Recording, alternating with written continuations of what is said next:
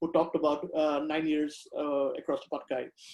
But that was one of the major things that interested me. The other one, and I think this, as I kept on translating the novel, it ended up becoming more of an important thing, was the way in which Acharya was using mutable non-human metaphors. In the beginning, for instance, he talks about the farmers of Manku being Guhipurua, seen almost like from above. But at the end, in one of the most harrowing chapters of the book, as they're crossing through the dead valley of the Hukang, what happens, of course, is that it's precisely this idea that they have been transformed initially into the living dead, that they move like mechanical dolls, that becomes a very important for survival at the end, right? So it's this peculiar mutability more than anything else that interested me. If I look back at it, I think the translation could have been better. There are certain angles which could have been much better, in some senses. But, given the complexity of the novel, I think it was something that I did struggle with. My personal favorite in terms of translation, though, is the one that I translated from Zahirul Hussain, who's probably one of my favorite Assamese writers as well, Horod Himali, Pord Himali. And again, what attracted me to that particular story was not so much the figure of the children, which is important as well, but a snail that appears for 3 lines in the story. And that effectively became a chapter in my book as well. That pushed me on to thinking a lot about non-human theory as well, right? So this question of the snail, right, that there's an absent presence in the book, but the last sentence is that of the snail slowly walking away while no one sees it. What exactly does that mean? I think this idea of, what exactly that figure meant in the story, both as a metaphor and as a material figure, attracted me to the story. And at that point of time, I began thinking a little bit about the repetition of certain terms. And one of those terms was Sokobehu. It kept on coming up over and over again as a kind of mutable metaphor again, right? Just like, Guhipurua, or for that matter, the idea of the living dead, the way it operated, for instance, in Jongam. So that's what interests me. I'm currently translating, and I hope to complete it very soon, an anthology of stories on dogs. And I still have 4 stories to translate, but then again, it has one of Arupa Patangia Kalita's stories as well, Bonjui, which I've translated as Wildfire, right? But so hopefully that's something that should come out soon. But again, the interests are pretty common there. So I'll stop there and let Aruni speak. He's a much more professional translator than I, and much more accomplished. Thank you, Amida. I have a question for Aruni.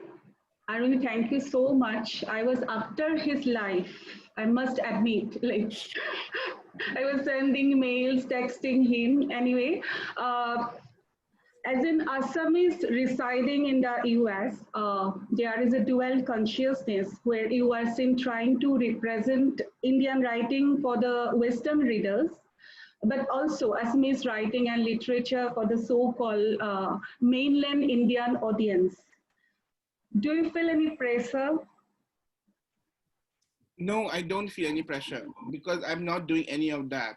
So in the sense that actually I have written a 5,000 words long essay about this. So I'm going to try to condense what I do. One of the big things that I grew up reading, my first novel that I ever read was Orananto by Arupa Patangia. She knew my mother very well. They grew up together in Golaghat. So when Orananto was published, my mother brought an advance copy from Arupa Patangia's brother-in-law and said that this is an advance copy, nobody has it. We were living in Jalukbari at that point of time. And I remember I was in class 5. That's not the age that people should read Orananto, but I read it. And I read it in one day. And the other novel that I read very intimately was my mother's own novel, Junbeli Toraro Online, where she was an autofictional novel actually set in Golaghat. So I grew up, my foundational creative texts were in Assamese. I grew up listening to Assamese songs. I grew up listening to Assamese oral songs, Bihu songs, Bongit, everything. My mother and father, they always used to read poetry to each other. My mother had a habit of bursting into, folk songs. And she used to take a lot of pride in the ability of people of Golaghat to dance Bihu or sing Bihu for some reason. And so she often talked about it. So for me, I was steeped in this intellectual and cultural tradition. The second thing was that my mother's PhD was on 19th century Bengali literature and Bangya Nabajagaran. And as a result of that, my house was full of Bengali books.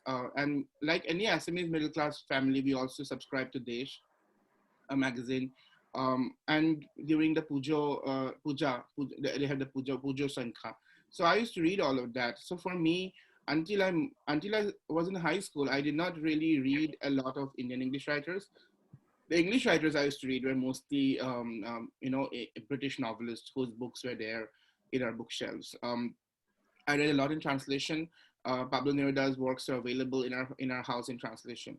So in 2004, when I moved to the Delhi University to actually start studying literature, I first started reading Indian English writing, and the works that actually attracted me most were like Arun Kulatkar, Jayanta Mahapatra, Nissim Ezekiel, Amitabh Ghosh. But I also constantly wondered when I read widely the other great diasporic, successful, more famous Indian English writers, was who are they talking to? I think that answers your questions. And for me, it was a very interesting question because I constantly felt infantilized and I constantly felt alienated. But this sort of an alienation and infantilization is something that I did not feel when I was reading, say, Ashapurna Devi or Mahashata Devi or Mahadevi Burma, Nirmal Burma, whose works I read in translation and as well as in Bengali when I was growing up, or all the Assamese writers who I had read. They treated me like a mature an adult reader, and did not explain little details about Indian culture. Did not assume that I wouldn't know any of that. So as a result of that, this led to a strong disconnect as well as deep appreciation for many Indian English writing. Of course, I love them, but at the same time, I feel that I'm not included in the audience. And I did not want to replicate that in my own work.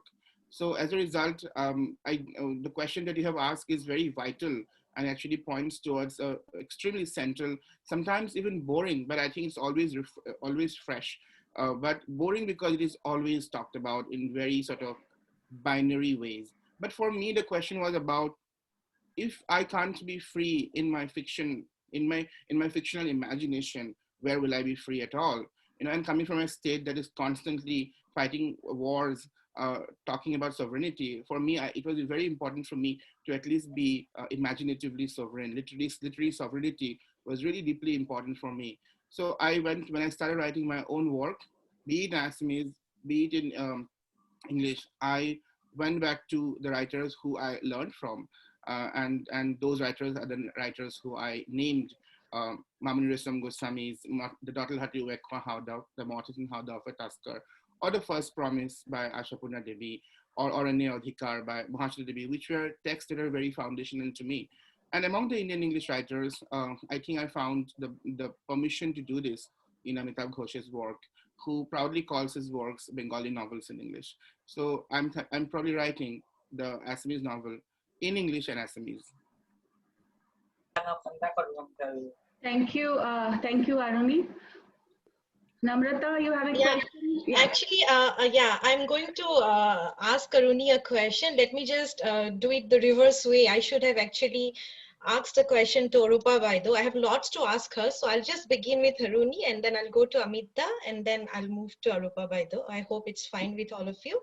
Yeah, Aruni, I have been reading your short stories of late, and I'm really fascinated by Skylar Girl, which is, of course, a retelling of our old folklore, our very, very common, familiar, our own folklore of Teji Mola, the girl who has this transformational potential to be anything, right? Or to be any object of nature. She can be a plant, and she can be a bird, and she can be this and that. So what I loved about your way of storytelling, your style or your tone or temperament is this, that you captured the core, the essence of the folktale. And then again, you fitted it into a particular mold, right? The essence is intact, but at the same time, there is a new way of looking at Teji Mola. So I'm just thinking about it, like, is it because of the fact that you are throwing some more kind of insights on life, on rejuvenation, on the power to heal oneself, or coming from a zone that is torn by violence, or coming from a conflict-ridden terrain. So is that raft of thought embedded in your mind that we have to heal, we have to move collectively towards peace, towards harmony, towards mutual coexistence? And that I could see in Skylar Girl, centering on life, centering on the fact that we have to reawaken or refashion ourselves all the time to suit to the context. So what is your take on that, Aruni? Thank you. Those are wonderful and excellent and very thoughtful, generous observations. And yes, in largely that those were my concerns as well. But along with that, my concerns are both social and artistic.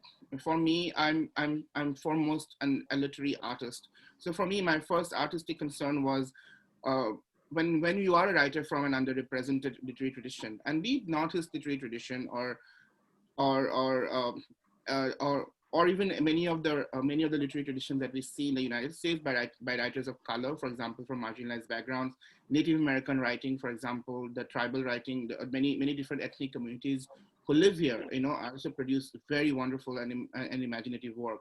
So when you are a writer from underrepresented and often misunderstood literary tradition, what kind of freedoms do you have? And because somebody else who is in a powerful situation is always making that decision. So do you get to write what you want to write? Do you get to write and have appreciation? And by appreciation, I don't mean like good praise. By appreciation, I mean engagement. Do you get engagement when you write something that you surprise? So for me, all of those questions are very important to me. But at the same time, as I said, literary and artistic, for me as an artist, I wanted to write about a story that is so popular because eventually the Tejimola story is about resilience, about survival, about a woman who refuses to give up on life. And those are the key tenets of the story. I think the Tejimola story is so popular because the stepmother is often metaphorically compared by the Assamese media and culture often with the state that has treated us in a stepmotherly manner, right? And the stepmother in Bollywood popular culture is also pretty interesting. All the characters in Lalita Power, for example, essayed, So I think all of this, because of this, the Jimola story of being mistreated by a stepmother, is which is mean to stepmothers, because I haven't met any stepmothers who are that terrible, by the way, and it's a terrible cultural baggage that it has. But all of these, these things reach epic proportions in the Tejimola story. And the other thing is that Tejimola refuses to die. She takes multiple forms over a period of time and eventually gets what she wants to do. I think that is something so appealing to me as an artist. And also by drawing really richly from, the oral culture, um, I think I'm able to do multiple things. For example, I'm able to draw from something that can be very difficult. It's very difficult for the linguistic violence that colonialism and post-colonialism had on the languages of India or the subcontinent, to flatten something that is in the oral culture, because it is orally transmitted.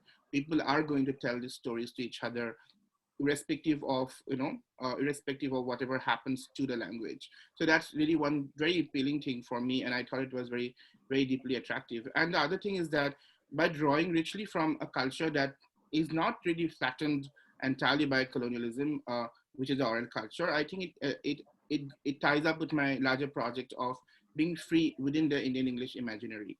So I think for all of these reasons, Skylar Girl continues to be a very attractive folktale for me, and I think that is the reason why also so many Assamese writers, so many songs in Assamese are actually about the same story. Thank you, Aruni. Thank you so much. Amida, I'm reminded of one of my mentors' thought-provoking, speech actually. Like I attended his speech some time back. It's Pradeep Asajya sir, and he actually defined translation as a project where we try to find a kind of equivalence. And he said that all the translators, we are just like rabbits. We dig burrows on the ground. So we are not talking about one-dimensional, compressed, frozen aspects here. So we are talking about opening up certain contours, opening up multiple directions in a particular text. And Pradeep Asajos also said that just like the rabbits dig deep, and they create a labyrinth down there. It's a maze, no? One hole leads to another hole, and we have a population of rabbits in the subterranean layer. Translation is exactly that. It's not about a flat chunk of land. It's all about the hills, the valleys, you know, the flattened depressions. I mean to say, like, you know, you go down, down, down, down, and you excavate different kinds of strands of meanings. So how would you look at that? Mm-hmm. Thank you for that question. Professor Jawad, by the way, was also my teacher at Cotton College. So I've heard him speak about his translation projects at different times. I like this idea of burrowing, right? I mean, because if you think about it, the notion of burrowing means that there are multiple chambers that you can go into, so to speak, in some ways. And I think I like this image of burrowing more than anything else because it tells you something about the role of the translator also as an interpreter, right? Because you're not simply doing a kind of one-to-one equivalence from, let's say, Assamese to English or Bengali to English or so on.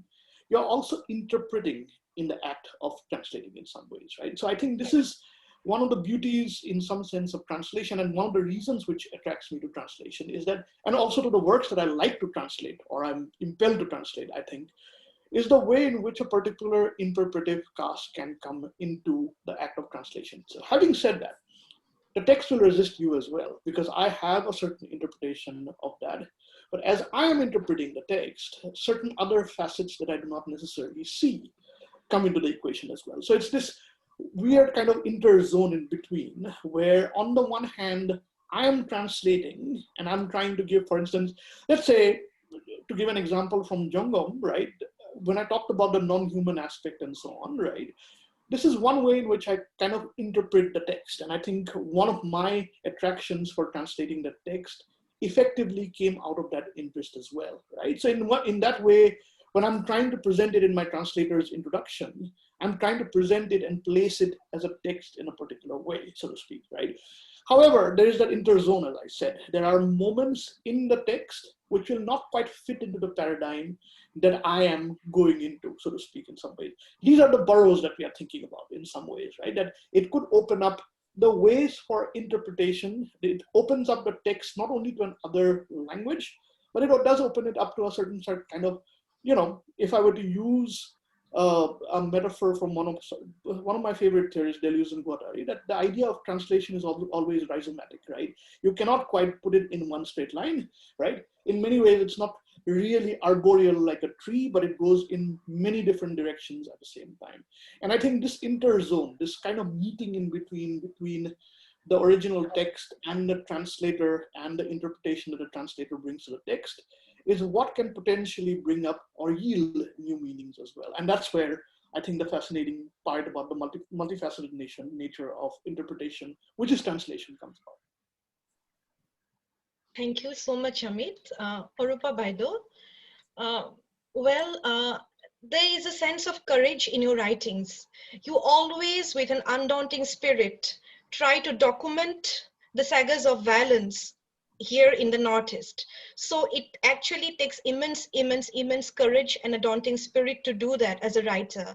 You have to actually take head on the clashes or the collisions that are in a way there in the future zone, right? So when as a writer, you try to dabble in that, when you try to be a change maker, when you actually expose the fault lines in this particular area, when you talk about violence, when you talk about insurgency, when you talk about the extremist movements. So you are taking a risk, which you took and which all the authors, the creators, they take.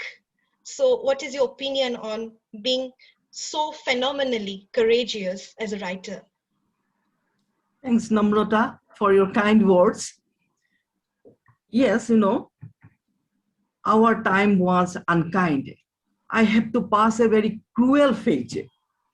First, Assam movement, and already in the first question, I disclosed the fact that I oppose Assam movement. Then came Alpha, then came Salfa, then I lived at Tongla. So in order to answer vacation, I have to tell something about myself. So after taking master's degree in English, we have decided, my husband and myself, we have decided to go to a place called Tongla, because everybody is in the cities. So who is there? Who is there going to stay in the small towns? So we have opted for a small town. And of course, going to Tongla, it's a very serious decision on my part, because the Tongla days had shown me some different reality. So I have seen the Bodo movement. Terrorism is something which I have felt in my pulses. So I want to disclose some of the facts of my life, because you know, Namrata, that the principal of my college, he was shot dead in front of our college dead. And in our staff room, we have suffered from a grenade attack. And I myself was a victim of extortion. And it was a totally imbalanced time. And actually the time was completely out of joint. And I'm a writer. I have only a humble pain with me. So I have started writing everything what I see. So whatever you have seen in my writing, these are the things that I have seen with my own eyes. And I took risks, of course. And I never take writing as a career of advancement. I never take it a career for earning money or fame. I think this is my social responsibility. I have to do it. So I was a lecturer in a college. I had a middle class existence, and from this middle class existence, what can I do for the society? Only I can write. So I took up my pain and I wrote what I saw in my life. And I wrote Felani. The Felani covered a long period from Assam movement to the Alpha days. And I was a lecturer and I have to deal with the students. So every movement is associated with students. It's a known fact. And I have seen how my students suffer. So I want to tell you one of my favorite students. He was a bright student. And one day we came to know that he went to the hills to join the insurgent group. Then after some month or years, he came back. And then he became a surrendered, a Salfa, that is surrendered Alpha. Then there was a tussle between the terrorist group and him. And you know that my favorite student, he was shot down on the road like a dog. And these are my experiences. And I have seen one girl whose parents were shot dead by the terrorists because she refused to marry them. They had attained some power. So in these ways, I have seen a lot, the violence, terror. And one thing, in spite of the violence and terror, people, they are always alive. So in my novel Felani, I have drawn an analogy between the suffering people and the kahibon, that is reeds, the reeds who grows on the bank of the rivers. So the people are like the reeds. They fight. They cling to their roots. So in this way, in spite of death and violence, I can find some sort of, some sort of life in them. They always oppose. And one cannot suppress someone forever. If we dam a river, the river will break the dam. If we cover a plant, the plant will grow, breaking all the barriers. So this is the spirit that I can see among the suffering people. Actually, suffering and pain make people more stronger. And I was surprised to see the will to live among them. And also I was surprised to see how they love life. So this is my writing and when here I want to add one point to Aruni's story about Tezimola. So in one of my story, sometimes some de Numoli. I have also used this folk tale. So in this tale, Tezimola, I have used is a symbol of rejuvenation.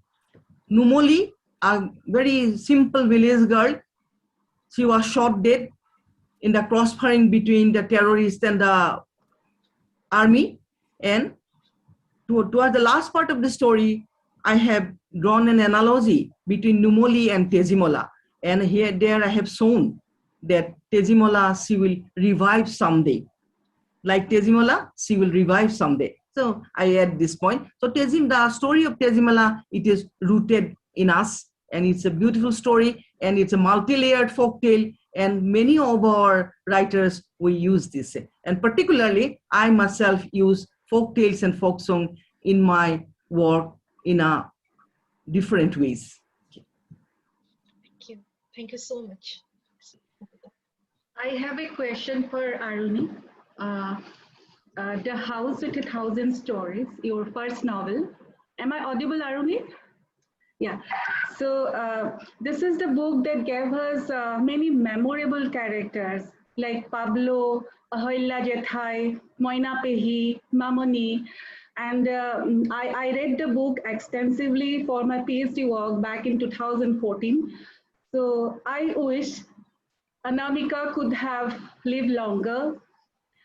And was it necessary to kill Anamika? How far your own experiences of your own life like gone into the making of creation of Pablo? Thank you. Mukuta Bora, Dr. Mukuta Bora, she was one of the first scholars to actually work on my novel to write a PhD dissertation. And I was actually in Faculty of Arts, Delhi University, doing my I was visiting that, and I heard it, and I was very, very touched that somebody is writing a PhD dissertation on the basis of my book. So thank you so much for starting the conversation back then. I raised my hand because I wanted to tell the audience that I'm also not a professional translator, though Amit has given me this suddenly title. I actually translate things when I really want to teach it in my own class. So every book or story that I translate, I hope one day I will teach it in my own creative writing or English literature class that I teach at the University of Georgia. And I think it goes the same for Amit as well. So we kind of feed each other's courses, probably, our syllabi, you know. I mean, this is a tongue-in-cheek response, but actually it is true also in somewhat in practice. So when I translated this recently, a short story, I sent it to Amit on WhatsApp and say, this is for your borderlands theory and etc. Because the story was set in the borderlands, and I thought he could teach it, because I think we are dealing with texts that are not translated. We are dealing with texts and literary traditions from where translation is so little. So, you know, in some ways we have to push through that to be able to teach the ideas in class. So for me, translation became such an act. Coming to Dr. Mukuta Bora's question,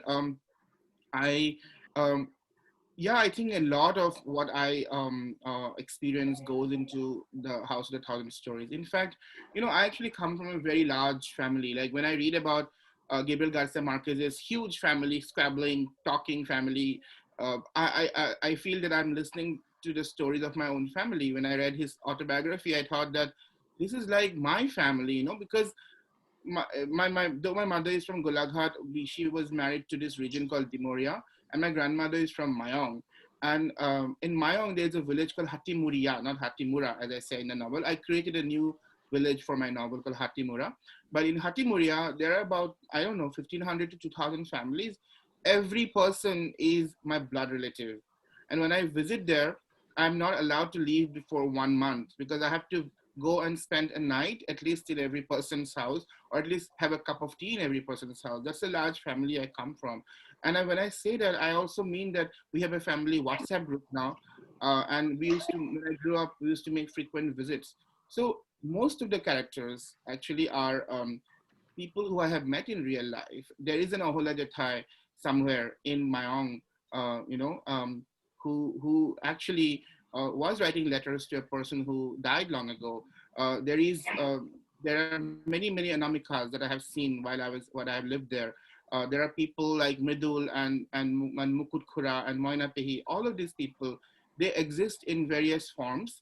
And I have used, I have sort of taken inspiration from their lives to create this novel. So for me, it was very easy because the stories are already there. All I needed to do was put it in a structure. In fact, one of the reasons that there are so many characters because because it's an Indian reality, but also because I was drawing from such a huge reservoir of stories.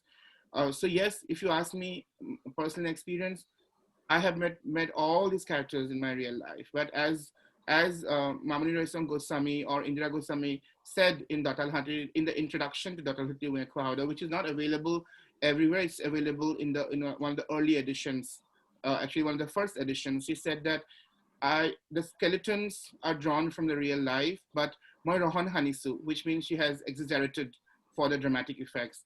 So I think I did the same thing, and I think most fiction writers do that, because the reality is so astonishing, and I'm very comfortable in saying that the badge or the for a lack of a better word sorcerer, the healing sorcerer in the stories that you would see in his father's disease was my own Bordota, my father's elder brother, who used to earn a living by actually healing people, and he learned it from Mayong. So as a result of that, yes, if you're right, so much of this is actually based on real life, and some of the characters, the Ohela Jathai character is actually created by combining three Jathais. They're all similar. When I wrote the early drafts of the novel that Penguin Archives probably has, my editor said that you all these Jathais do the same thing. They have the same dramatic effect. They have different backstories, but they have the same dramatic effect. They are domineering. They are very careful about rules and regulations. They are strict to the kids, especially the young men. So you need to just have one Jethai do all of these things, one aunt to do all of these things. So why don't you sort of take the two Jethais out, because it just creates more consistency. So in the subsequent drafts, I combined that, and that's why Ahola Jethai is so powerful. Like she is so powerful that she makes everyone at unease when she starts speaking. I literally had to take out lots of dialogue because she would dominate the entire narrative. One of the because she has the power of three women into one, and the other is because all the three women are anyway so powerful. So I'm giving you some glimpses from the editing process. Anamika had to die because the society was not able to accept her. I remember going to Arun Sharma's house once when he wrote this wonderful novel called Akhir Wrong. It is translated by Maitri Siddhanta Chakraborty as On a Wing and a Prayer. And I think everybody should read that book. It's a very powerful novel, and I loved it. One of the characters there called Gojen, wonderful character, beloved character. He commits love jihad much before love jihad was a trendy topic. But he dies at the end. The religious fundamentalists of the village kill him. This is like, I think, like really, really old. This novel was published, I think, late 90s. Then my mother and my father, it was serialized in Prantik, the magazine. So after reading the episode, we all three of us read it, and we couldn't sleep. We were so upset that Gojen had to die. And then we went to his house next day, because Arun Sharma used to be my father's colleague. We just like shoot to his house. We have to ask him, why did he kill Gojen? So we all went there, and my mother said, I don't like you. You killed Gojen, And he said Dipti likhi likhi bore hoy golu. My mother's name was Dipti, which means that I was really bored of writing. I had to finish the novel. Then he said, the other thing is that Gojen was so. That was the first, obviously, facetious reply. But he said, Gojen was such a revolutionary character, even though he was not consciously a revolutionary. It was not intellectually, he was not revolutionary. He was by nature, he was. I think in the world of the novel, just because he was on the side of right things and on the side of humanity, he was revolutionary in that context. He couldn't survive in the society. So to be able to critique the society, to be able to say what a terrible society we live in, I had to sort of do that. That was the strongest critique one could have, actually. So that's why, but the truth is that the story of Anamika lives on, and the novel moves on for a long time. And that's why there is a pretty long lovemaking scene at the end to celebrate their love, for which she had to die. in my novel. Aruni, I just want to add something because we're discussing about your novel House. So we have observed that you use Assamese terms beautifully into English prose, and you have extensively used Assamese words. So there are some instances like her braid could teach her a goat, so only an Assamese could visualize that, the scenario. So the description of marriage functions right from the Jurun and the Jurun song, it was complete, it gives a crystal clear picture of the rural 90s. So was it very difficult for you to work on that way? Not at all, not at all. Because I spent so much time, living in the villages. All the summer vacations I spent there. Every month we went to the village, and we used to tease people who had a very long plait like that. People used to tease each other. You have such a long plait that you could actually tie a pet or a little goat or.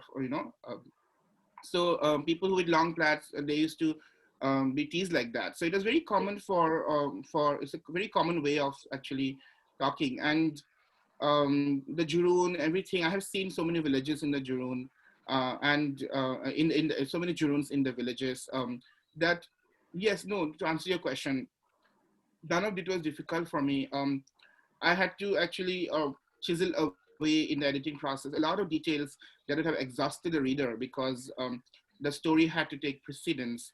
But I grew up watching all of these things, so it was not at all a problem for me.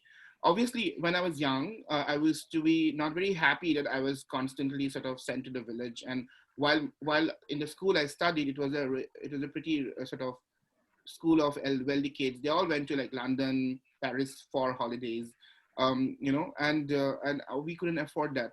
So, and also during the holidays, because my parents wanted to be alone, they would always send me there. But eventually, Mayong, Titiliguri, all of these places that I write about, they became the places where I was just sent to because, and eventually I started demanding to be sent there, and because I loved spending so much time. And even now I have such strong relationships with my cousins and second cousins. And most of the time I get news from Mayong, then I tell my friend, my people in Guwahati that this is what has happened. You need to call them because I'm in touch with them, so I feel, in short, I feel very fortunate that I had this experience that forms the basis of my work. Thank you, Aruni. This is a question to Arupa Patangia Kalita. So in your writing, so we have seen that you have covered many subjects, but noticeably the women as protagonist takes the central stage. So why this is so? Why women is dominant in your works? So my dear Mukuta, so here, Sasbahu, we are talking. Of course, she is my daughter, my only daughter. So you are asking a very relevant question. Yes, very often I write about women. Most of my protagonists are women. Why? First of all, first point is very simple, that being a woman myself helped to understand the female reality. And I think female reality is a bit different. And being a woman, I'm able to perceive the female reality very clearly. Then another point is that women belong to the weaker section of the society. And I'm committed to unmask the silence of this silent group, and women belong to this group, and as they belong to the weaker section of the society, very often I pick up women characters. Then another point is that society can be perceived through a woman. If we visit the kitchen of a woman, we can see the economy. We can understand the economy well. The kitchen of the women reflects the whole economy. If we see the status of women, we can see the advancement and the culture of the society.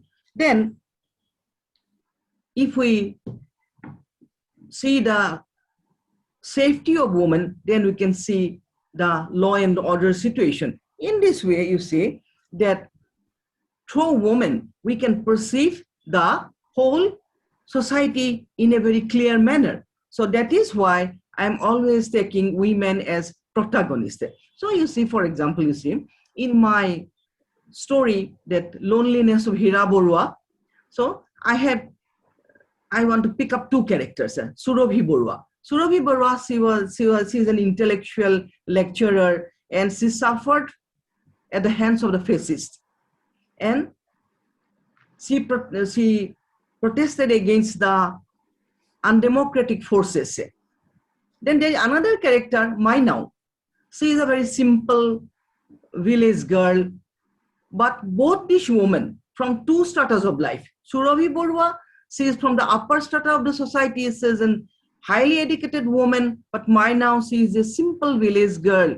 And both of them, they suffer from the same struggle, from the same pain. So Mainau, she has to face fascism in a different level, and Surabhi Borua, she has also faced fascism in another level. So the characters Mainau and Surabhi help me to understand the cruel side of the fascism. Then another character from the same book, The Loneliness of Hira Borua, the character of Nibhabo. The character of Nibhabo shows the unkind time. Then there is another character, Ayangla. She was raped, and Ayangla's personality reveal the cruel time that we have to face. Then another character, that is Suhagmoni's mother. Suhagmoni's mother, she has lost her child in the bomb blast, that famous bomb blast by Alpha. And Suhagmoni's mother's pain and tragedy carry the pain of the whole nation. So in this way, through women characters, I can perceive the society, I can understand the society. That is why very often I take women character as protagonistic. Thank you, Ma. This is a question to Amita. You have been working a lot recently in animal studies. Can you comment on its application in terms of Assamese literature? Okay. Animal studies is, of course, one part of it. The other one, of course, as I said, is also new non-human elements, which I'll give an example from Felani to kind of clarify this at the end. But let's begin with the question on animals. There are two ways of thinking about animals, of course. One, of course, is the way we think about classic human-animal distinctions, right? And let's say here, animal is usually used as metaphor. To give an example, let's say you read something like the Bojoti Bora's Kalantara Gudda.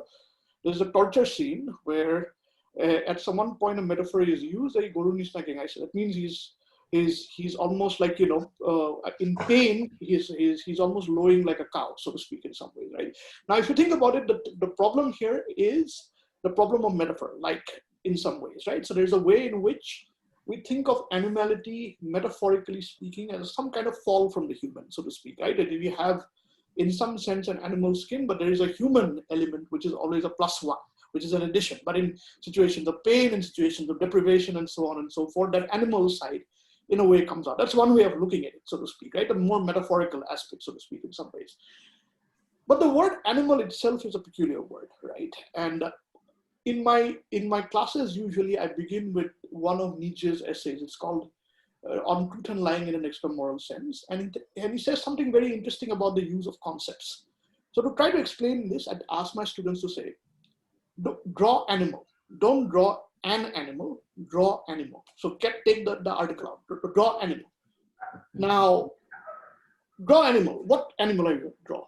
An elephant is an animal, an ant is an animal, and so on and so forth, right? So there's a way in which what it illustrates, for instance, is how a word like animal itself does a certain generalizing violence to a vast multiplicity of animals, so to speak, in some way. So that's one way we can think about the notion of animal, right? We use it very quickly. And we say, oh, people are behaving like animals, so to speak, right? So there's a generic way in which we think of animality as this form, so to speak. But as I said, it's a peculiar word. It's a peculiar word that encompasses everything from whales down to microscopic beings, so to speak, right?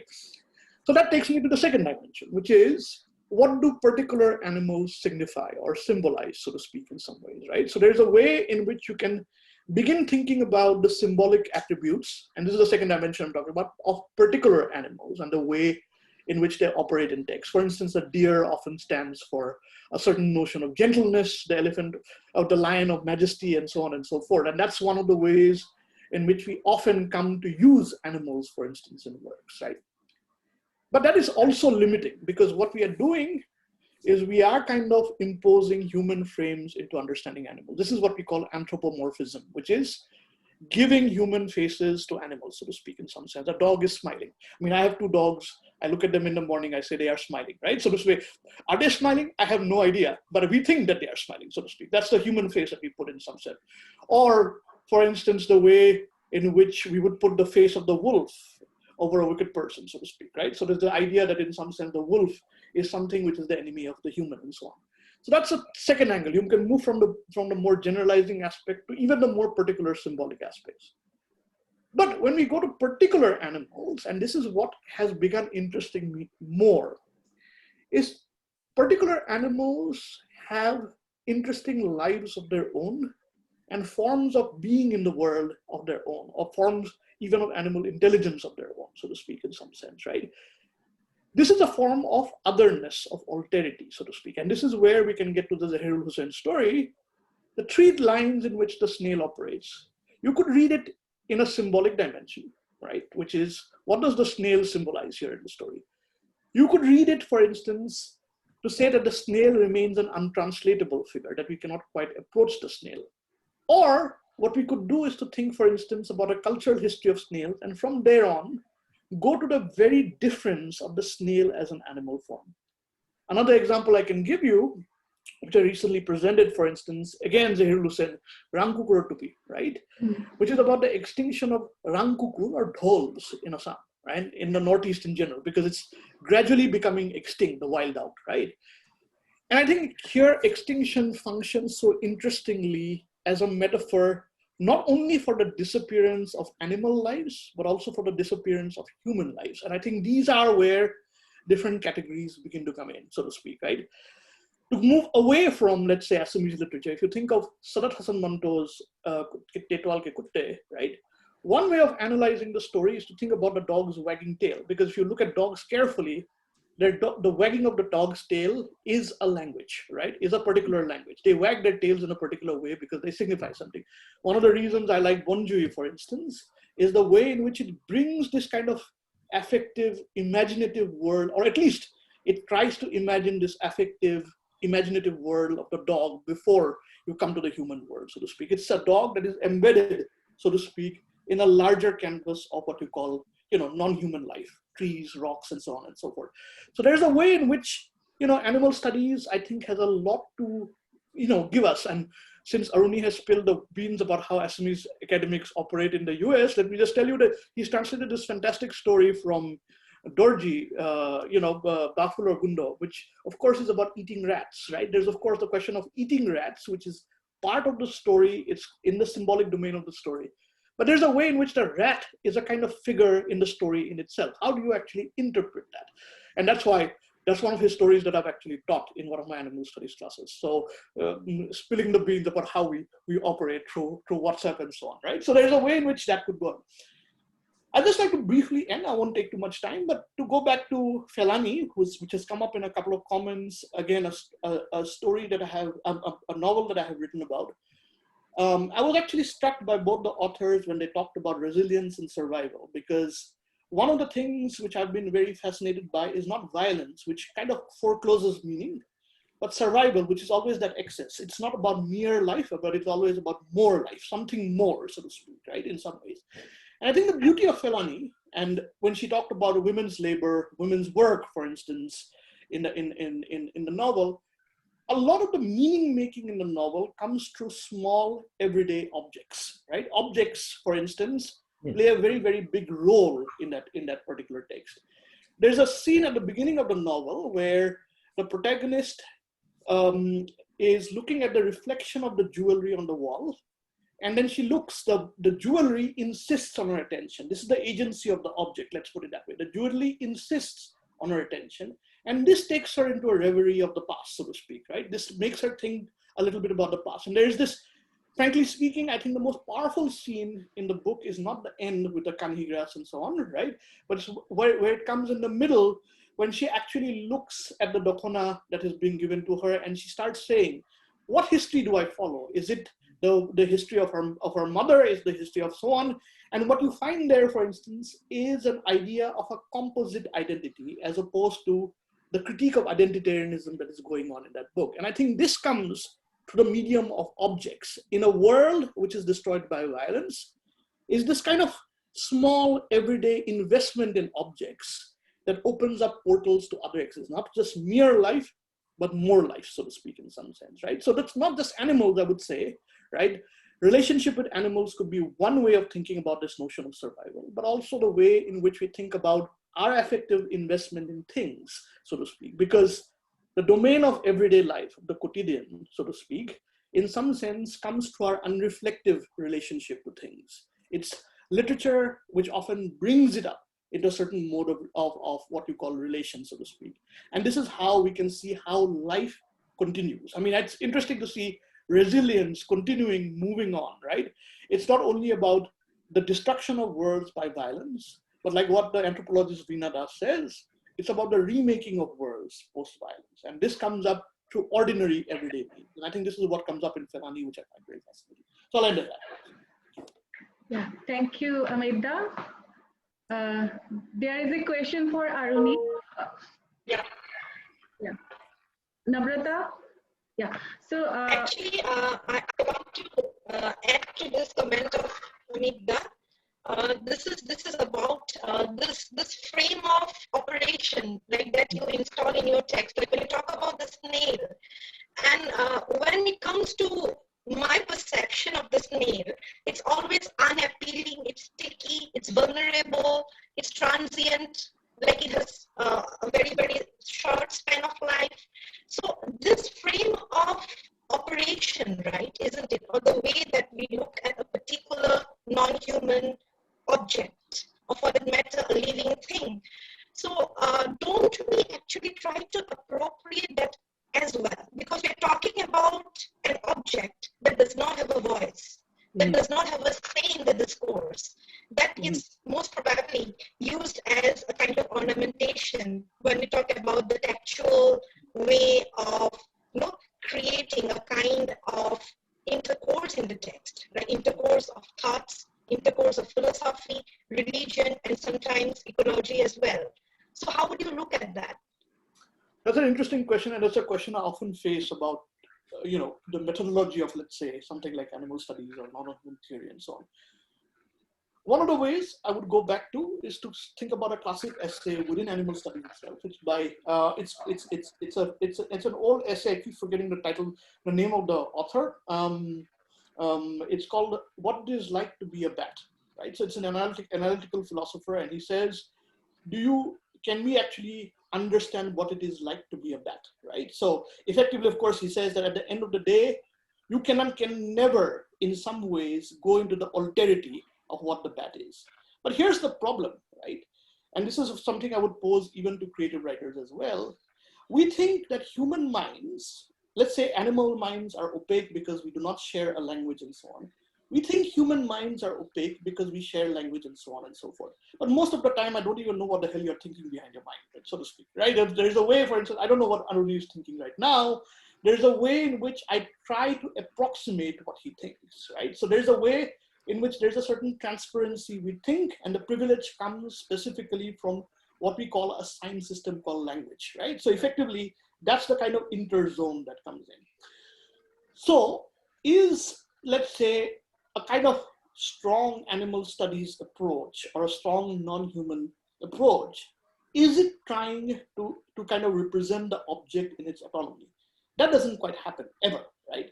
What happens is the creation, or what we can call the kind of meeting in a relational space where the human and the other come into being, so to speak, right? This is how meaning creates. And as I gave you the example of the wagging tail of the dog, right? Now you could say, for instance, when I see my dog is barking in the background now, you could see, for instance, when the dog is wagging the tail, I try to interpret the dog's needs according to this thing. So this is a sign which is not language in the way we understand it, but there is communication. There is a way in which a certain kind of relationality happens in between. This, of course, is easier to say with, let's say, a more humanized animal like the dog. When we get more microscopic beings, so to speak, in some ways, or smaller beings, this is much more difficult. But talk, for instance, to biologists, talk, for instance, to animal study, and to people who actually do research on animals and so on. And you'll notice, for instance, that even they find cues through which they can understand at some level, not what the animal thinks, because this is the wrong question to ask, but what the animal is trying to communicate, right? I think if we pose the question as what the animal thinks, that's where we are projecting a human frame of reference onto the animal. That's the fabulous animal, and so on and so forth. But what does the animal want to communicate? I think this is the important point, which I think comes up in a lot of these treatments. And I think this is interesting in terms of thinking about a world which is not simply centered on the human, which is what we call anthropocentrism, but something where we are connected to the world outside, so to speak. More traditional ontologies, of course, have different ways of dealing with this, so to speak, right? And that's why, if you think about it, especially in what we call this age of global warming, people are going into more than human ontologies, thinking about things like that. But the issue here is, what is it that the being communicates? As I said, even with, let's say, the jewelry shining on the wall, right?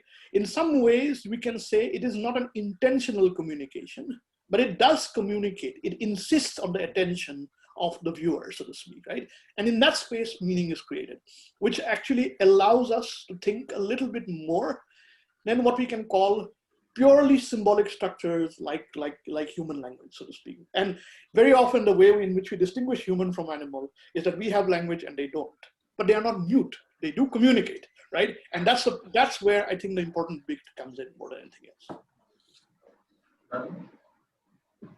So I guess the way I would conclude it is that what I'm interested in is not what the bat thinks, but what I'm interested in is as what the bat communicates and how that communication is phrased.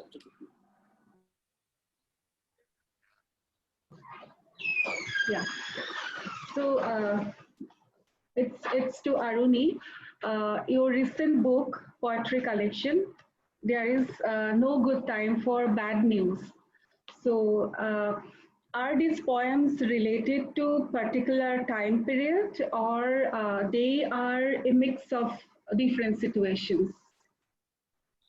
Thank you for the question. And yes, my poetry collection is published next month in the US, and these poems actually cover a very wide range of time periods in India's history. They are, of course, mostly located in Assam, and the earliest poem in the collection, the way I have arranged it, is about Jawaharlal Nehru's visit to our village in Khonapur, when people actually went to watch him. And everybody says that some of them saw, people talk about it because it was so crowded, most people could not really sort of see him, because they couldn't really understand what he was saying, because not everybody can understand Hindi. I'm talking about 1947. So how that event is remembered is the first poem, basically, from the point of view of an old woman. There are poems about people in Tezpur in 1962. Then slowly it comes to the contemporary space. So these poems actually cover a large swath of Assam's history.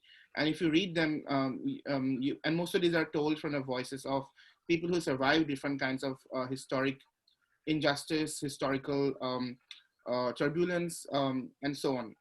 But what I'm trying to memorialize is, of course, the stories of these people who survived these events, and how they remember it is the main thing. There are also poems that are actually from the point of view of soldiers who suffer from post-traumatic stress disorder, who participated in different kinds of battles in the borders of Assam in 1962, or even participated in counterinsurgency operations and so on. But overall, I'm trying to basically talk about what it really means to endure a culture of violence. What is the how do we communicate that, or what are the different ways we communicate that? So if this has become so banal, so everyday, how do people live with it, and how they talk about it? So most of the poems are actually told from the voice of different people. That's why, or people talking about how other people have told them about an event. And that's how the poetry collection is arranged. Well, I wrote these poems over a very long period of time. Eventually, when it came to put together a collection, I culled from a large number of poems. So thank you so much for asking the question. Another very personal observation, I have seen that you have actually changed the perception of Mayong, that Assamese, in Assamese popular imagination. Like Mayong has always represented as Jadu, Tantra, Mantra, and especially in my area, actually, my part of the small town I grew up. So, but however, in your representations, the place seems to be a beautiful village with paddy fields.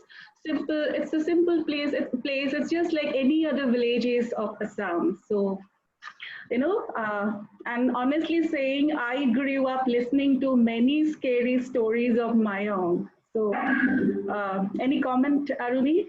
Sure. Mayong actually was when I was young, a pretty secluded place. It was like in Assamese, as we say, Durgam. It's difficult to go there because one of the reasons was underdeveloped. The streets, the roads were not constructed. If you wanted to even go from Guwahati, you had to go in a bus. Then you have to take a rickshaw. Then you have to take a bicycle. Then you have to go. You have to take a boat to cross multiple rivers. It was very difficult to go to my own family. It was very hard to go. We still went because we actually, Mayong is my maternal grandparents' house, but we are very, very close to that family. So we used to go anyway.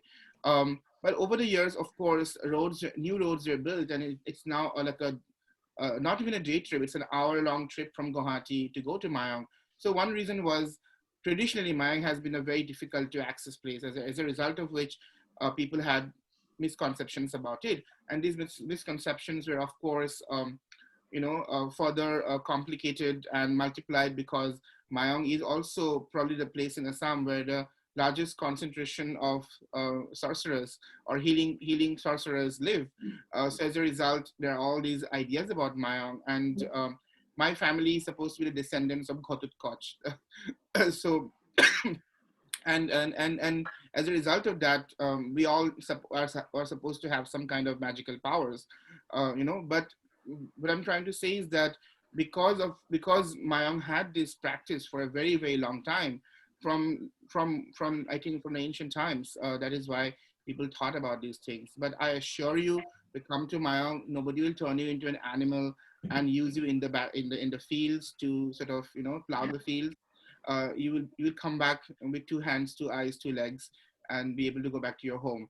It's a really beautiful place. So there is fear, reverence, mystery associated with Mayong. And of course, because there is fear, reverence, and mystery associated, more and more people further sort of cashed on it. All these, like Nat Geo, Discovery Channel documentaries are made, and that perpetuated the ideas about Mayong. But it is true that people know magic there.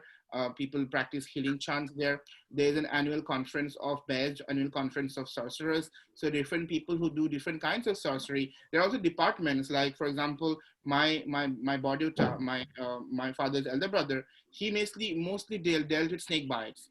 Like if you go to him for a ghost, he's not the expert. He will refer you to somebody else who know how to deal with the spirit world, and so on and so forth. So there people have different departments also. It is very sort of structured and demarcated. If anybody is interested, any historian or anthropologist or cultural studies person, Mayong College actually offers a course on Mayong magic. and the magic in Mayang. You can go and study there. There's a museum. You can actually read the manuscripts, take photographs. I don't know if you can take photographs, sorry. So, but you can read them. Yeah. But yeah, I have been there. Thank you, Aruni. Thank you so much. There is a question for Arupa Patangia Kalita. How far has reality been a part of your construction of your fictional characters? So, yeah. It's a very relevant question. So I cannot write fictitious character. I have picked up all my characters from reality. Of course, they are real characters, but I never copied them. I want to dive deep into the reality, and I don't want to only document it. So I have seen all the character myself, but these characters enter into my consciousness, and you can find the characters who comes out like from a rebirth. So all my characters in Felani, all my characters in the Golden Needle, in the Weaver Bird Test are picked up from reality. And I cannot imagine such characters, but I want to insist that these characters are not copied. There is a touch of creativity also. Yeah. Thank you so much. There is a question for Amita. You teach in a Western university, various courses, and at the same time you have been working, translating Assamese text. So how do you balance that? Is it difficult for you? Yeah. I wouldn't say it's difficult per se. There's a reason. I mean, let me put it this way, given my own institutional position here in the US Academy, very often, and one of the reasons I also translate, there's a political stance with this as well. And besides the fact that there are certain stories or certain novels that I find interesting to work through as I translate, I think there's a political reason to this as well, is that especially when you're in Euro-American kind of departments, especially departments like English and so on, that there's a tendency to think about British and American literature as somehow universal. There's a tendency to look at literatures from other parts of the world as those that simply add local color or that have to be shot through with anthropological explanation. That's a position I absolutely refuse, right? I mean, in fact, in my book also, and it took some time for me, in fact, to find a publisher for my monograph. I'm not talking about Jamgam, the translation, but I'm talking about my monograph, partially because one of the first questions I raised is that who reads these texts? They have not even been translated. I said there's a huge readership for these texts, actually. It's just that you need to think beyond. And this is something which came up both with my colleagues, who were very mystified by what I was doing, right? It even came with publishers and so on and so forth. So there's a way in which you can definitely see that when you talk about translation in that sense, right? I'm not here to be an ambassador of a culture to another. That's not the point of translation. That's not why I'm doing it. Like, I'm not being an ambassador of Assamese culture to the rest of the world or so on. That's, again, also a position I refuse because it's a very nationalist position in many ways, right? But there is a certain way in which I think you can definitely bring in, and I do have this kind of privilege of being able to read in languages other than English, of being able to bring in certain types of texts into the equation and into the discussion, which are otherwise simply seen as minor literatures from a particular perspective and so on, right? And I think this is a problematic which you'll definitely struggle a lot with, especially when you teach in the American Academy. So I do it without apologies, both in terms of my teaching as well as my writing. As I said, one of the things I try to avoid, especially when I'm writing about Assamese texts, is basically to read them as specific expressions of a culture. And I'd say this is an important part which we need to do, right? As in terms of Assamese nationalism or the Assamese national identity or so on and so forth. These are historical studies of that need to be made. But in my work, I refuse that, partially because in some sense, what I want to say is not that the human is everywhere, but that it's contingently created. And it comes in some sense with a certain form of negotiation with objects, animals, other beings outside, so to speak, in some sense. And I think you can do this unapologetically. And I would like to keep on doing this unapologetically, so to speak. So that's both my transitorial and critical kind of goal, so to speak. Thank you, Amita. Aruni, yeah. I just have a quick. Amit, I want to add to that. Like, this is a very, very strange question that I'm going to put to you. Has a text ever resisted you? Have you ever wrestled, struggled with a text? Because sometimes there are certain passages which are quoted with certain region-specific flavor. We call it the local flavor. We have certain idioms, we have certain constructions, we have certain markers, right? That totally resist the entire enterprise of translation. So have you ever given up on a text? A very, very personal question, because it would really help me to grow as a person. That's why I'm asking. Okay, that's a very interesting question. Namrata, your voice is breaking, and Aruni actually raised his hand. Aruni. Go ahead, Aruni, and then I'll answer the question. Go ahead. Yeah. No, Amit, go ahead. I just wanted to add something to Amit. So Amit, go ahead and answer the question. Okay. Okay. Yes, texts do resist, and pretty much every text you translate will resist you in a certain way. I mean, there's no transparency in that sense in terms of equivalence. When you're translating, let's say, an Assamese original, let's say, into an English text or so on and so forth, right? So there's a way in which, I guess, all text you do, in some sense, will resist you. Having said that, there are certain types of text. For instance, the text that Aruni translated, Bafuro Gundo, in fact, when I read it, there was so much specificity in that text, in some sense, which made me feel at some point that if I were to translate it, this would be a very difficult job for me, right? I haven't translated it, he's already done that. When I'm reading someone like Mosumi Kondoli, for instance, if I want to translate her, that can be extremely difficult at certain moments, so to speak, that it has to be kind of like shot through with explanation, so to speak, in some sense. And at that point of time, I think the issue here is to think a little bit both in terms of how I'd like to frame and put the text, what sort of conversation I would like to put the text in. But at the same time, if you think about it, that's also where a certain resistive potential of that particular text, right?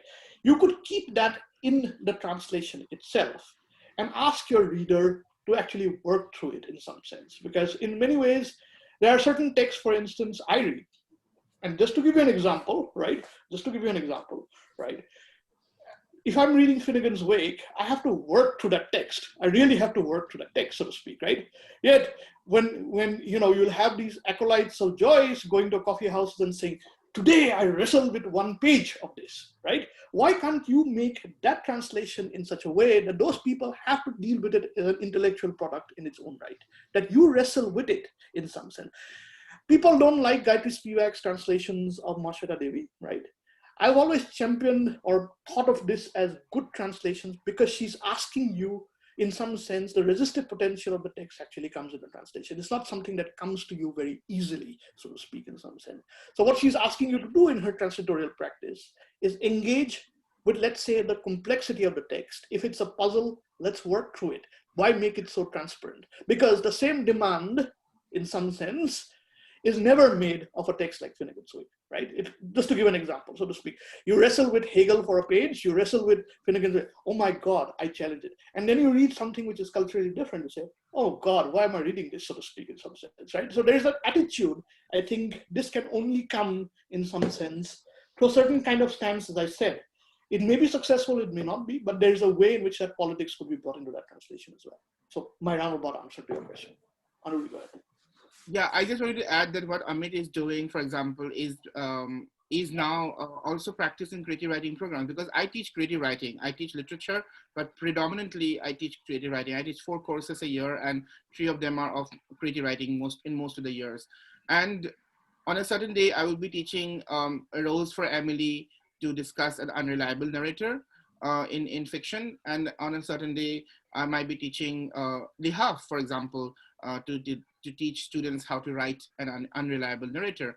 Or for characterization, I might just pick up a short story by Arupa Kalita or Mamuni Resam Goswami, or even Naguib Mahfouz, or anybody from other country, and at the same time might teach an American writer to teach characterization. So, and this has been actually made possible by a lot of rich conversations that are happening in the creative writing academia, in the teaching of creative writing, and more writers from other cultures are taught along with, say, Faulkner or Toni Morrison, in the creative writing classrooms to enrich the conversations.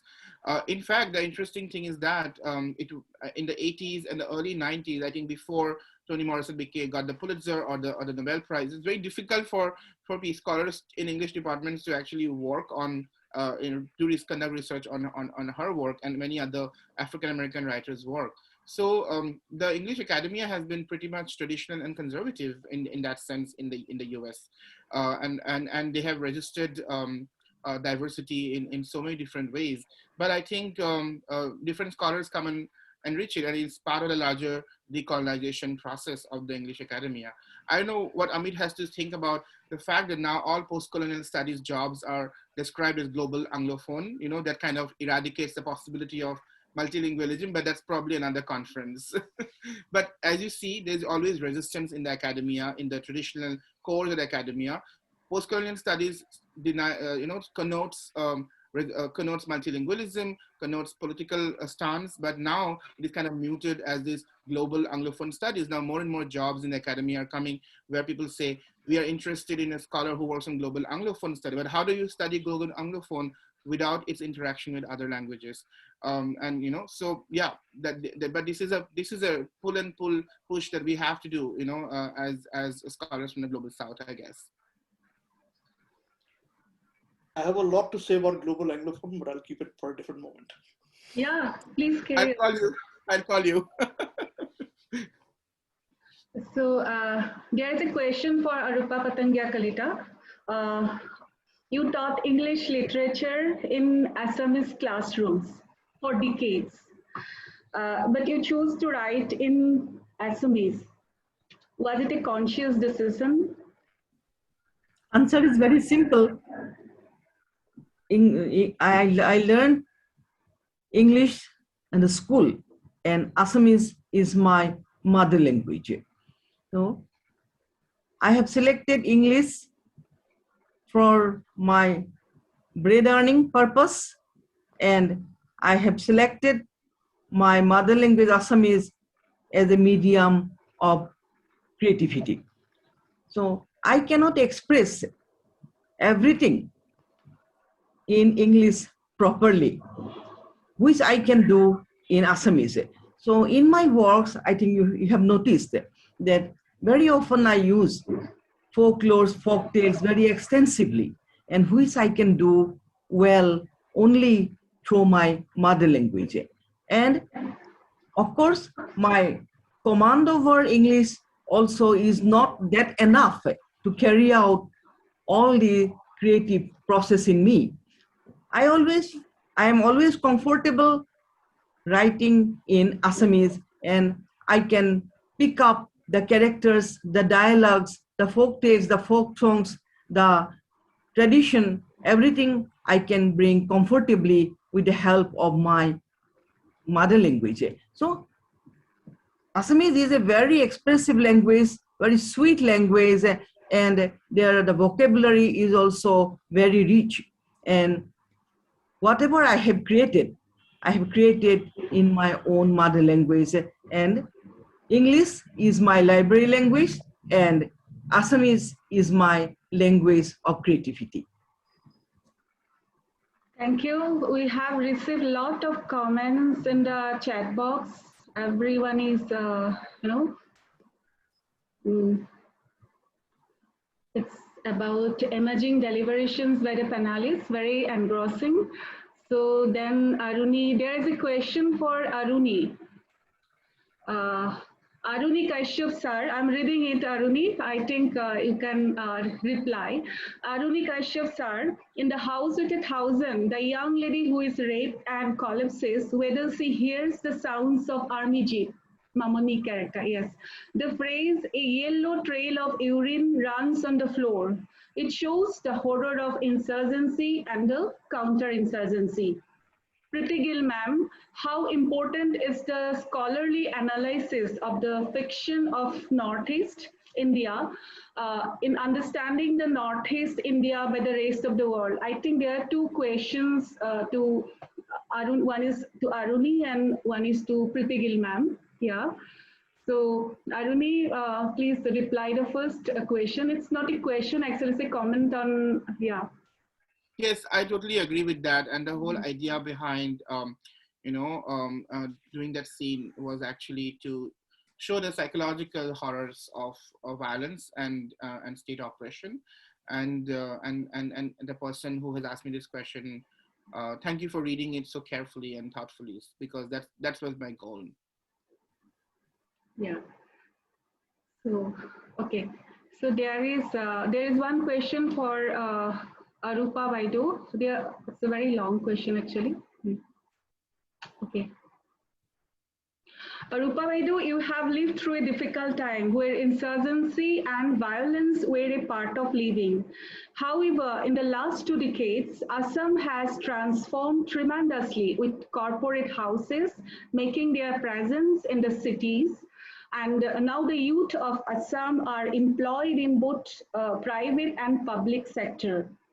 Do you think things have really changed over the years? This is from Jyoti Dole. Yeah. Of course, things are changing, but still we have to wait for good days. But in comparison to the life that I have passed, to the unkind time that I have passed, now things are a bit stable. Still, we are not enjoying our perfect society, and I hope someday we'll be able to have a society of our dream. Yeah. So there are other questions also, I guess for Amita also. There are so many questions, so many comments. Thank you so much. It's great to see and listen to my favorite writers. And Arupa Kalita, madam, I loved reading your novel, Felani.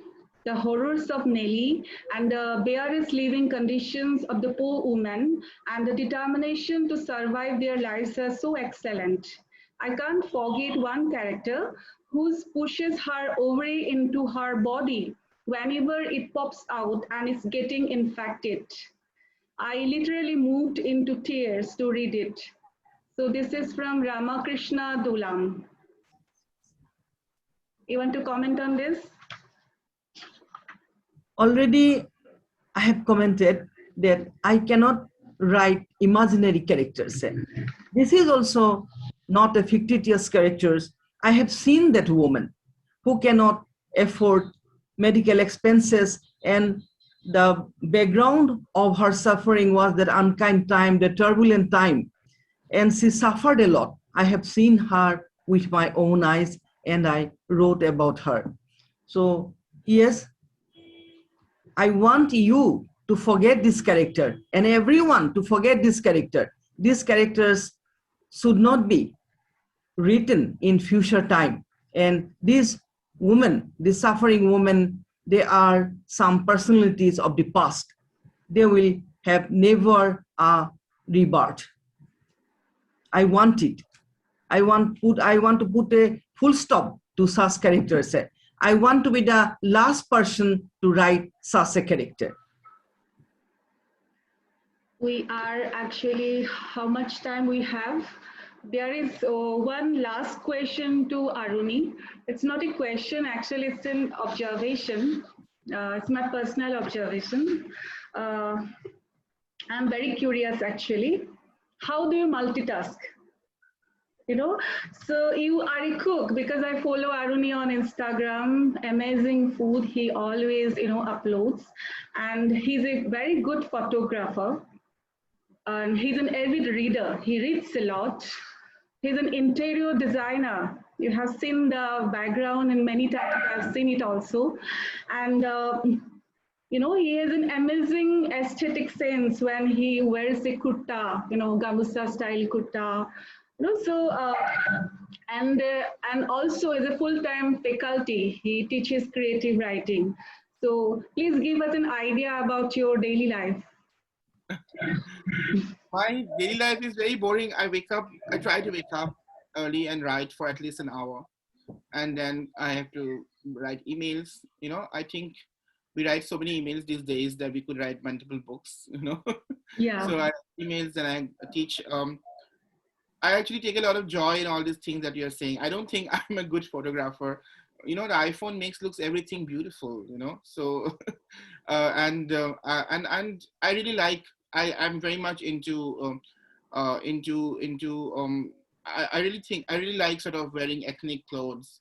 When I go to Assam, I would visit different places and buy fabric and have them sort of stitch. I have a local darzi. I have a local person who has been stitching for me since I was 12 years old. And he's still there. And I tell him, Dada, he has all my measurements, and and he suggests, why don't you do this? This is the fashion. This is the new style. So I basically, whatever you said, I take a lot of joy in doing that, and I really like cooking for my friends and for myself. I don't like eating out too much. Especially in this country, you don't know where they've sourced the things from. So, and especially the meat in this country, I'm very suspicious about. But generally, I like cooking, and I like cooking for my friends.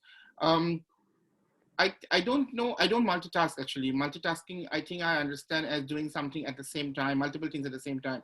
I don't do. When I'm cooking, I'm really into my cooking. When I'm reading, I'm really into my cooking and reading. I usually, when I read a book once, I remember it for a very long time, and I don't have to go back to it. And that's, again, I think something that is natural, and I'm very fortunate to have that gift. Yeah, so I don't multitask. I give full 100% concentration when I'm doing something. And I think that also another thing is that I get things done very quickly. I'm very fast. And that because I think I give so much concentration, and that's why probably it seems like I do a lot of things. So I can cook for the entire week in 3 hours, which I do on Sundays. When I'm teaching, yeah. So I freeze things. I would make boxes and lunches, all the breakfast. I need just 3 hours and four gas burners to do it, and I can do it. Sometimes I take 2.5 hours, and I cook various things. So I think living in different spaces and concentrating and enjoying what you like to do has given me this, has produces this produces this idea that I can multitask, but I don't. I actually take very little time to do each things, and I put my 100%. Yeah, so that's why. Thank you, Aruni. Namrata, are you there? I guess from her side there is some technical glitches. Namrata, yeah. Back, I'm no longer a ghost of the technology. I'm here, though I cannot open the camera. I think, yeah, it's perfect now. Okay, your voice is audible, clear, yes. So before we wind up, let me just ask Aruni a simple question because it has been troubling me for a while. I was just going through your poems, Aruni. Yes. I was going through your poems, and I noticed that I come across your grandmother, Aita, and like I come across this woman, right, with crinkled screen, with stains of betel nut all over her mekhela sador, tamul khundi ase. So I feel that your Aita, you use your Aita, a very, very like potent figure, of course, you use your Aita as a metaphor to touch base, to connect to your roots. So I'm really, really fascinated by this figure of your Aita, who looms large everywhere. Sometimes she's in the shadows, sometimes she's there in the corner, sometimes she takes the threads of the narrative at her hand, and sometimes she's that enigmatic, charismatic lady whom I cannot in a way decipher. Like, who is your Aita, and how come your poems are somehow replete with that very, very powerful, enigmatic figure of your grandmother? Oh, wow. Thank you. Thank you for these observations. Thank you. My Aita was married when she was 8 years old. She had her first child when she was 14, who didn't survive. Then she had her next child probably when she was 17. And she was one of the many women in Assam in the early 1910s, I think, who was born and married very early, illiterate, but she was also very progressive. I'll give you one example. For instance, she's mysterious also because she's from Mayong, so everybody thought she's a Bejini, as if a sorcerer, and she knew magic, and she claimed to know magic as well. So that's why she's mysterious. I did not get to spend a lot of time with her because she died when I was in class 4. But of course, I have heard stories about her all the time, and she was. But what's most interesting thing is that once my father, she died in '94, and this is probably in the '80s. But once my father went to Delhi and brought salwar kurta for my mother, and that was the first time she would wear salwar kurta, because all this while she has been wearing mekhala chador and sari, hari. Then my Aita was home, and my mother thought that she would not appreciate it, and then she said, then my Aita said, who was not literate, and she said that, why don't you show it to me?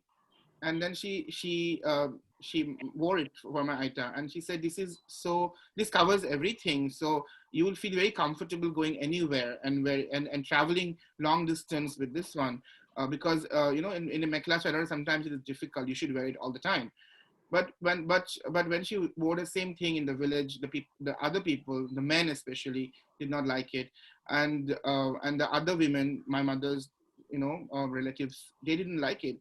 But my Aita was super cool with that, and I was very surprised. And my mother continued to tell me that she was so open to new ideas, and and that reminds me often that being literate is not actually a sign of being progressive. I think one has to be progressive and open-minded in their heart, and I think my Aita, my grandmother, was one of those people who was married at 8 years old, but valued everyone equally, was wise, was open-minded to new things, and did not discriminate anybody on the basis of religion or caste or anything. I did not see her doing that, but I saw everybody else in the village doing that. And that is really important for me. Maybe that's why she's there all the time. Thank you so much, Aruni. Thank you. Mukta, you offer the vote of thanks. It's almost 8. Yes. We have got lot of comments, and we'll share the comments with Aruni, Amita, and Ma later, because it's almost 8 here. Thank you so much, Aruni. Thank you so much, Amita. Thank you so much, Ma, for joining, for your time. It was truly an engaging session. From our side, there were a lot of technical glitches. Sorry for that. And we'll meet again. Thank you so much for your time and all the participants. And I have seen a lot of faces. Priti ma'am was there, Mitra Vaido was there, Drubada was there. Thank you so much for coming, and we'll meet again. Thank you so much. Thank you so much from the bottom of my heart. And I'm so sorry I vanished into thin air in between. I was nowhere to be seen. Thank you so much for your being there, for us, and motivating us, inspiring us. And we will really look forward to another platform, enriching, engaging, and really made our day. Thank you so much to the participants, to the speakers, and to everyone who actually were very, very attentive throughout the session. Thank you. Hopefully we'll meet face to face. Yes. Next time, no virtual. Instead of virtual. Yeah. I will invite you all to my university. Whenever you visit India, we'll make sure that, this thing happen, okay?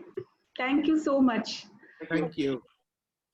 Thank you, Aruni. Thank you, Amit. Thank you, Arupa Patangia. Thanks for the illuminating session. I have enjoyed it thoroughly. Particularly, Amit has given such an deep and insightful analysis of my book. Aruni is also so nice, and you also so communicative and lively, and Mukuta is there. Really, I have enjoyed the session, and thanks for inviting me. Thank you. Thank you. so much. Thank you, everyone. Please be well. Yeah, you too. Take care. Yeah.